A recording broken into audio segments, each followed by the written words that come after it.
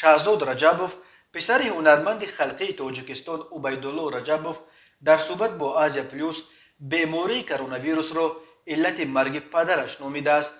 دیروز به این بیماری گرفتار شدند و امروز ما را ترک کردند. تا این وقت بیمار نبودند، به محفل و نشستان می رفتند، گفته شاهزاد رجبوف.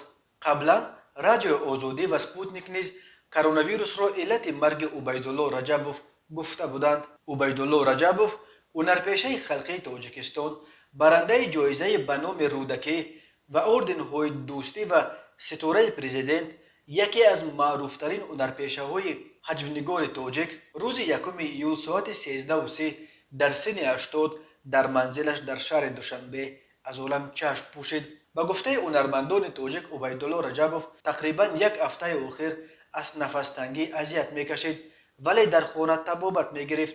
یک همصحبت پایگاه خبری بامداد گفت عبیدالله رجبوف تقریبا 15 روز برای برگزاری یک آزمون جمهوریوی در ایسار قرار داشت و ظاهرا همانجا بیمار شده است.